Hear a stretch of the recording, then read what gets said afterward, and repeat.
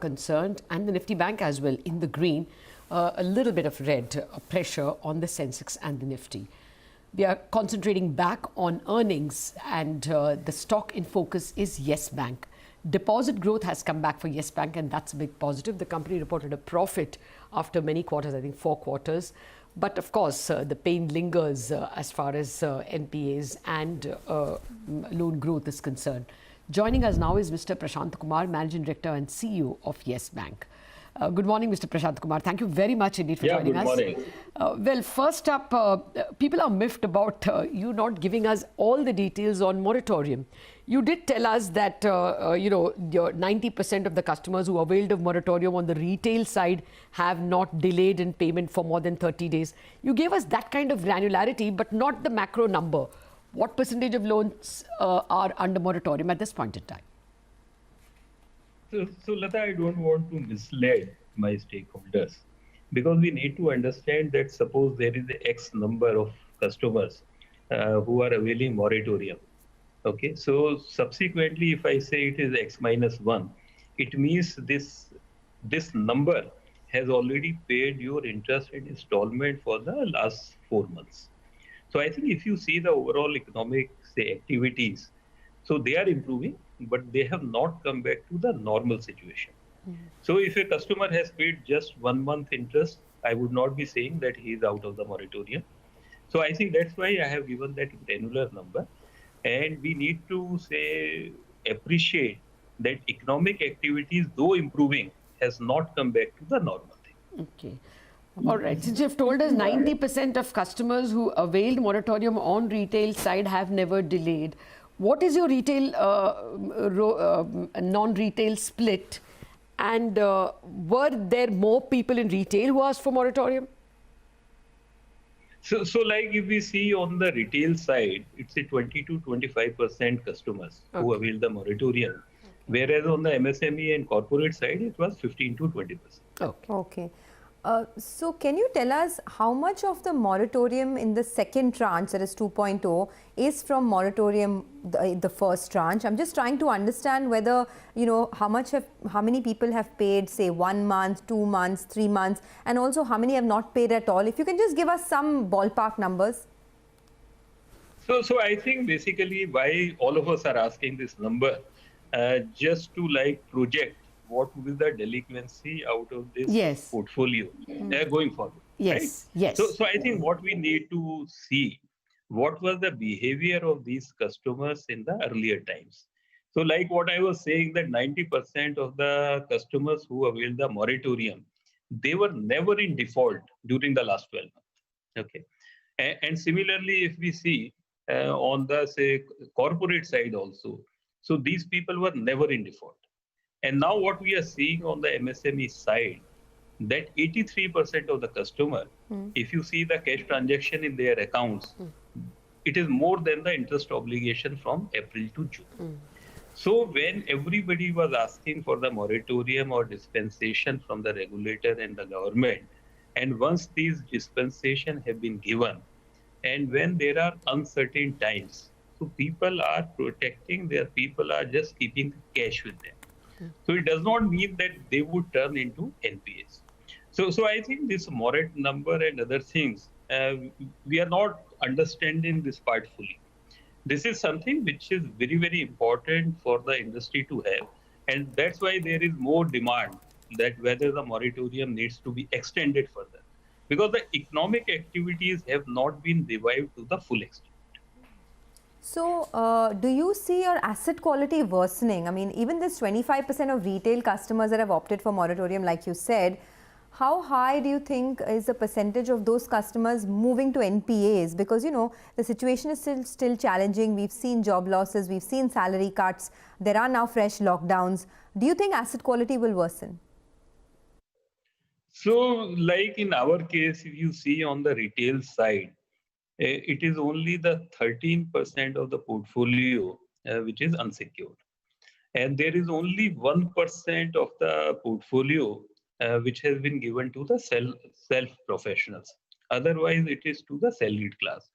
So depending on the situation and the customer behavior and the cash coming back to these accounts, So we are not seeing any, say, adverse, say, happenings in our retail and MSME. Book is very good, and we believe like book would continue to be very good. Okay. Well, actually, the big problem for you really was the flight of deposits after moratorium, Mr. Prashant Kumar. The loan deposit ratio was extremely adverse. What is the state of deposits in July? You've reported that as of June 30th, it is up by 11.4%. And now deposit stands at, I think, 1.17 lakh crore. Has it done better in July? Yeah, so 1,17,000 was the number as on 30th June. And every day we are seeing a better trajectory. And every day we are seeing the deposit accretion happen. Would be the current loan deposit ratio, you think? So deposit is improving every day. Okay. And if you see like deposits in the first quarter itself, there was a growth of more than 26% on the current account side. So I think this is something which is very, very important for us because the customers who were availing the digital offering, the cash management products, so they have started coming back to us. So almost 60% customers have come back fully to us. Okay. I had a question on provisions. You've made only 5% provisions on your moratorium. A lot of other banks on an average have made about 10% provisions. So any reason why you've made lower provisions, and will that number increase as we move along? No, I think this information is not correct. We have also made 10% provision because that was the regulatory guidelines. So we are keep having a provision of 880 crores, okay, against the outstanding of 7,800, which is little more than 10%. Okay. And you've returned half the money that you took from RBI, you said in the press conference. Any target on when you would be able to return the remaining? I think you'll have to return another 25,000 crore, right? Yeah, exactly. So remaining amount also we are planning to say return in next 45 days. Okay. And have you all reached LCR as per requirement?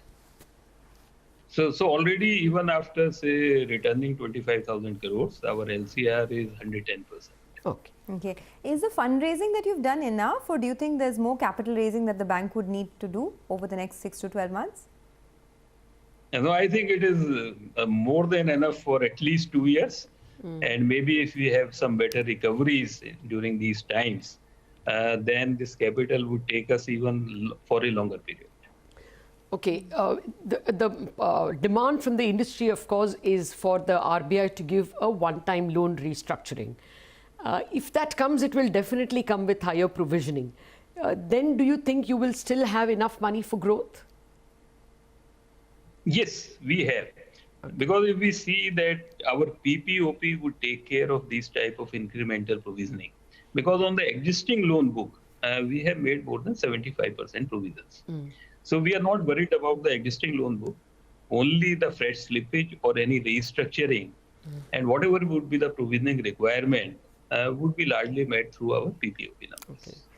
You can't give us a deposit number, sir. I mean, 1,17,000 crore, of course, was your June 30th number. It's a good 4 weeks since then. That's why if you could give us a more later number, you wouldn't have. So Lata, every day the deposit position fluctuates. Okay. Yeah. So and again, it's a function of like how much you get out of the float funds in current account, the term deposit, some on a single day they outflow. Yeah. But it's better, you think? It's better. It's better. Every day is better than the yesterday's. Okay. In terms of collections, I wanted to understand what is the percentage of collections now on the retail side compared to the normal collections, say, pre-COVID, and on the credit card side as well. I mean, have things improved? So like on the retail side, it's 70% of our pre-COVID collection. Okay. And on the credit card side, we are already 90% of the pre-COVID collection. Okay. Okay. Oh, that you said at the press conference as well. Mr. Prashant Kumar, how much are you dependent on wholesale deposits or on CDs? So as a strategy, we are moving from the wholesale to say retail, and I think like I shared earlier also, we are reducing interest rate on the term deposit as well as on the saving bank. So 100 basis point cut on the saving bank has already been done. 50 basis point cut on the term deposit has already been done. So I think our strategy is not to depend on the wholesale deposits anymore, because that business model is not sustainable. Okay. If there is any adverse cycle either on the liability or the asset side, the model would collapse. Okay. All right. You've answered a lot of questions for us, and I'm sure investors will be comforted that deposit accretion is continuing to improve. Thank you very much, Mr. Prashant Kumar, for joining us. So, Thank you. okay, that's the word coming from Yes Bank. We are continuing with the banking sector and the financial sector space. We heard from Chairman N.K. Singh, Chairman of the 15th Finance Commission, that recapitalizing banks is the need of the hour. After this break, we're going to speak to two experts on what they estimate is the requirement for recapitalization of public sector banks.